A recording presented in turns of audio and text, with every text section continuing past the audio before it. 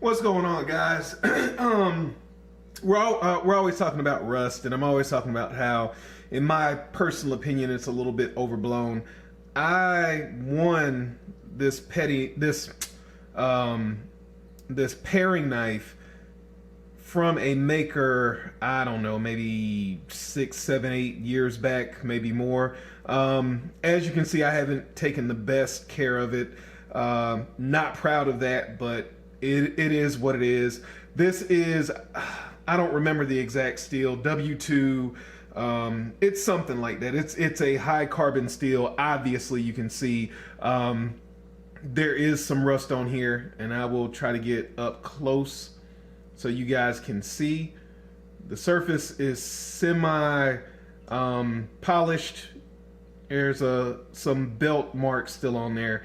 What I'm gonna do is I'm going to take my water stones, and I'm gonna just see how hard it's gonna be to knock this rust off, and then I'm gonna put an edge on it, and then I'm gonna put it back into use. So this right here is my 500 grit Sharpening glass stone. These are splash and go stones. I'm just gonna splash some water on here. I noticed that the higher grit stones do soak up a little bit of water. These typically don't, so I'm gonna just put this flat on the stone, and I'm gonna move it back and forth, make a few passes, and see what we get. So you can hear, and I think you can even see, we are removing steel,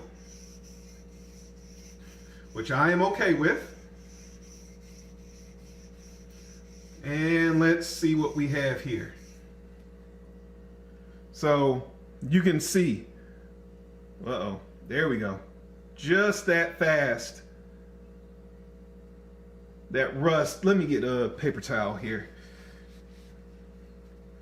Just that fast. And you can tell that this blade is not exactly flat. You can see where the stone rubbed on the blade itself, but just that fast. A few passes, all of that rust is gone. And I guess I should have said this up front. Yes, there are hundreds of ways to do this. If you have a different way, please feel free to put it down below, but I'm not gonna get into a lot of the different ways. This is what I had. This is how I chose to do it.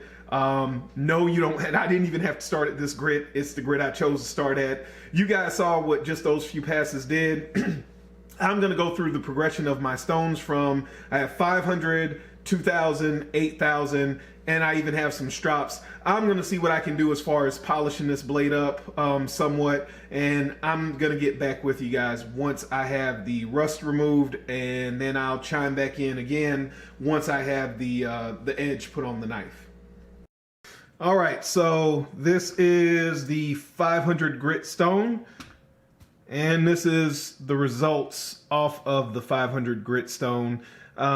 Yes, you can tell that the grind is not totally flat, but you can see that the rusting, the surface rust is gone. Maybe I took, I don't know, it wasn't long, maybe 5 minutes on the stone, and some of that was just to even this out because I knew I was going to be going through more grits, so there's at least somewhat of an even pattern here. So I'll check back in after the next stone. All right, finished with the next stone, which is our 2,000 grit, and this is what we have here. You can kind of see in certain lights we're starting to bring up a mirror finish. You can definitely see those inconsistencies in the grind. I could take more time and kind of flatten this whole thing out. I'm not. This was just to kind of just remove that surface rust and then kind of polish it up a little bit. So that I'm going to continue on. Next step is going to be 8,000 grit stone. All right, we are at the 8,000 grit level, and wow, it really, I think you can see there, it really kind of polished up certain areas. Like look right here. So if this grind was a little flatter, I mean, I could have easily mirror polished this entire blade. And again, I've been working maybe 10, 12 minutes at this point. So I'm going to hit it on the strop with some compound, and then I'll show you guys what I have.